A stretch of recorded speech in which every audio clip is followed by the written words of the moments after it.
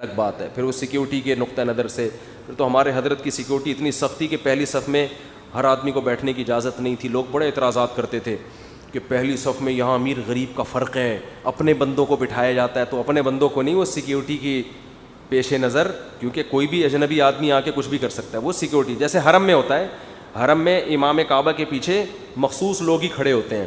تو وہ اس کی وجہ یہ نہیں ہے کہ امیر غریب کا فرق ہے وہاں پہ, وہ امام کعبہ کی سیکیورٹی کے لیے. یہ تو مجبوری کے حکام الگ ہوتے ہیں, نارمل حالت میں آپ کو اس کی اجازت نہیں ہے. تو دیندار لوگ ایک کام تو یہ کر لیں, سلیقہ تمیز, گاڑیاں کھڑی کرنا, روڈ پہ گاڑی چلانا. بائک والا کہاں چلا رہا ہے؟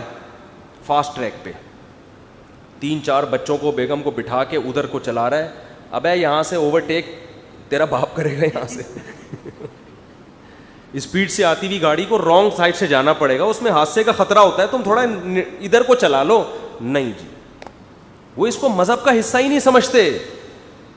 دوسرا گڑبڑ مالدار لوگ کیا, پیسوں کے معاملے میں ایک نمبر بن جاؤ. بس پیسوں کے معاملے میں بولتے کیوں نہیں, ایک نمبر بن جاؤ. لچڑپن جو ہے نا چھوڑ دو, لچڑپن چھوڑو. لچڑپن ہوتا ہے کوئی پیسہ لے لینا, اس سے نکلوانا کسی کے باپ میں طاقت نہیں ہے. چاہے وہ 4 مہینے لگا کے آیا ہوا ہو, چاہے وہ بزرگوں کی خانقاہوں کا منجھا ہوا ہو, حج کر کے آیا ہو, کمبخت پیسے نہیں دے گا آپ کے واپس. لیتے ہوئے ایسا بنے گا جیسے مر رہا ہے, یہ قحط سے مر جائے گا تھوڑی دیر میں. مانگتے ہوئے ایسا ہوگا, ایسی اس کی حالت ہوگی, آپ کہو گے تو مجھے بھی کھا جا, ٹھیک ہے نا. ایسا لچڑپن دکھائے گا. اور لینے کے بعد پہلے بڑے سنہری باغ دکھائے گا. ابے بھائی میرے لیے کوئی مسئلہ نہیں, 4-5 لاکھ تو کوئی میرے لیے مسئلہ ہی نہیں, جب چاہو گے دے دوں. نہیں دے گا, دے گا نہیں, یہ بتا دوں آپ کو. وہ حاجی ہو سکتا ہے, وہ عمرہ کرنے جائے گا, وہ تہجد گزار ہوگا, وہ 27ویں رات پہ رو رو کے کارپٹ کو اتنا بھگو دے گا کہ اب کارپٹ دھونے کی ضرورت نہیں ہے. اتنا روئے گا 27ویں رات کو, مگر اس کمبخت کے ذمے جو پیسے ہیں نا وہ یہ نہیں دے گا, وہ ٹہلائے گا. پیسوں کے معاملے میں ایسے بن جاؤ کہ جس کے پیسے آپ نے دینے ہیں نا اس سے زیادہ آپ کو دینے کی ٹینشن ہو.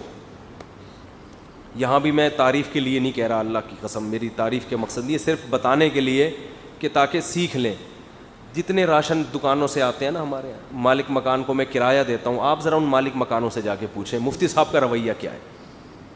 ابھی 3 دن پہلے میں نے راشن والے کو جا کے ڈانٹا ہے کہ یار اللہ کے بندے, تمہیں کتنے عرصے سے کہہ رہا ہوں کہ تعویذ بنا کے دے. وہ تعویذ کہتا ہوں میں اس کو پیار سے, بل آتا ہے نا کہ اتنا آٹا, اتنے چاول, اور تو وہ پرچی پہ لکھ کے دیتا, تو وہ ایک دم نا اس سے آدمی کو وہ ہونے لگتا ہے, اثر ہوتا ہے نا پرچی کا, سنتے ہی ابھی کیا ہو گیا, ٹھیک ہے نا.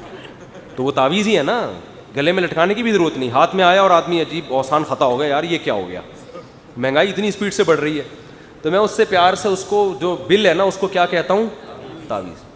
تو میں اس سے جا جا کے بولتا ہوں بھائی تو تعویذ کیوں نہیں دے رہا, وجہ کیا ہے, ہمیں الحمدللہ اس کو پیسے لینے کی اتنی ٹینشن نہیں ہے جتنی ہمیں دینے کی ہے. کہ یار ایک حق ہے ہمارے ذمے, ورنہ پھر مجھے وصیت میں لکھنا پڑے گا وہ کہ میں مر گیا تو اس کمبخت کے اتنے پیسے دے دینا. ٹینشن ہے یار اس کو, پھر بار بار اس کو مینیج کرنا. ابے لے جان چھوڑا ہماری. تو ایک دن کیا ہوا, وہ یہ سمجھنے لگا کہ ان کے پاس اتنا پیسہ ہے مفتی صاحب کے پاس, یہ خود آ کے دے رہے ہوتے ہیں, سمجھتا ہے کہ پتہ نہیں یار یہ کیا درختوں سے نوٹ گر رہے ہیں ان کے یہاں. بعض دفعہ آپ کسی کے پیسے بر وقت ادا کرو نا, سمجھتا ہے یار پتہ نہیں جیبیں ابل رہی ہیں, سنبھل نہیں رہے ان سے, تو وہ یہ سمجھنے لگتے ہیں میرے بارے میں. تو یہ مطلب نہیں ہوتا بھائی کہ پیسے ابل رہے ہیں, مطلب یہ ہوتا ہے کہ آپ کو لینے کی اتنی ٹینشن نہیں ہے جتنی ہمیں پیسے. یہ چیز ہمیں ہمارے شیخ نے سکھائی ہے حضرت. یہ اللہ کا شکر ہے, میرے والد صاحب کی بھی یہی کیفیت تھی الحمدللہ. وہ بھی زندگی بھر پیسوں کے معاملے میں نا وہ کبھی نہیں رکھتے تھے ایک پیسہ بھی, 2 بھائی جان چھڑاؤ. تو یہاں تک بھی ہوتا ہے کہ مجھے تو یہاں تک خیال پیدا ہونے لگا ہے کہ جو چیزیں ابھی میری ہیں دوسروں کی نہیں ہیں, مجھے کبھی کبھی یہ وہم ہو رہا ہے کہ یار پتہ نہیں کب مر جائیں, یہ بھی دے دو ابھی, ٹھیک ہے نا. تو مجھے 1-2 دوستوں نے روکا ہوا ہے, بس کر بھائی, یعنی میرا دل یہ بھی کرتا ہے کہ یار ایک مجھے خیال ہوا کہ میں زیادہ پھر پرسنل ذاتی باتیں زیادہ مناسب نہیں ہے نا, پھر گھر والے بھی سن لیں گے, بولیں گے اچھا لاؤ دیکھو جو کہہ رہے تھے نا لاؤ. خیال یہ ہوتا ہے ہلکے پھلکے رہو یار. ایک دن کیا ہوا, ایک صاحب آئے مجھے کہنے لگے کہ میں چاہتا ہوں اپنا گھر اپنی بیوی کے نام کر دوں, کیونکہ مرنے کے بعد پھر وراثت کے بڑے جھگڑے ہوں گے, بیوی کو دے دوں, پھر وہ بچوں کے پاس ہی آنا ہے نا, لیکن پھر یہ ڈر ہوتا ہے کہ اگر دے دیا بیوی بھاگ نہ جائے, بیوی بھاگ نہ جائے. میں نے کہا یہ تو بعض کیسز ایسے بھی آئے ہیں, بیوی کا پراپرٹی کی اس کی نیت ہی بدل گئی بعد میں, تو یہ خطرہ تو ہے. لیکن میں نے کہا ویسے ایک مشورہ پتہ ہے کیا ہے, دے دو بھاگ جائے تو بھاگ جائے. میں نے کہا دے دو بھاگ جائے تو بھاگ جائے. میں نے کہا اتنا بڑا ظرف کر لو, اس کی اگر اس کی نیت خراب ہے تو وہ بھگتے گی خود ہی, اپنی ذمہ داری پوری کر لو. تمہیں اگر یہ ڈر ہے, وارثوں میں لڑائیاں ہو جاتی ہیں نا, خون خرابے ہو جاتے ہیں, بعض دفعہ بچوں میں قاتلانہ لڑائیاں شروع ہو جاتی ہیں, اتنے پھڈے ہوتے ہیں. تو وہ شوہر یہ چاہ رہا تھا کہ زندگی میں گھر کس کو مالک بنا دوں, بیوی کو بنا دوں مالک, تاکہ میں اس کے مرنے کے چانسز تھے, اس کی بیگم ابھی جوان تھی اس کی, تو مجھ سے مشورہ لے رہا تھا. میں نے کہا دے دے بھائی, بیگم کو مالک بنا دے, آرام سے مر جا. ٹھیک ہے نا, بچوں میں کیونکہ ماں کے پاس ہوں گے تو بچے ہی استعمال کریں گے نا, پھر ماں کے مرنے کے بعد بچوں کے پاس ہی آنا, اس وقت تک بچے بڑے ہو جائیں گے, کوئی مسئلہ اتنا نہیں ہوگا. تو پھر مجھے کہنے لگا یار ایک خطرہ ہے کہ وہ کہیں بھاگ نہ جائے. تو ایک دم میں نے کہا ہاں بھائی یہ خطرہ تو ہے, لیکن 10 منٹ میں نے سوچنے کے بعد میں نے کہا بھاگ جائے تو بھاگ جائے یار, کیا کریں, ابھی تو ویسے ہی بوڑھا ہو گیا ہے. ٹھیک ہے نا, کیونکہ آ جانا بوریا بستر لے کے مسجد میں, یعنی کرنا کیا ہے تو نے اس مکان کا, مطلب میرا بیوی کو بھگانے کی نیت نہیں تھی, میرا مقصد یہ تھا ان اینٹوں سے تو نے اتنا دل کیوں لگایا ہے, جب تو مرنے والا ہے تو چھوڑ یار.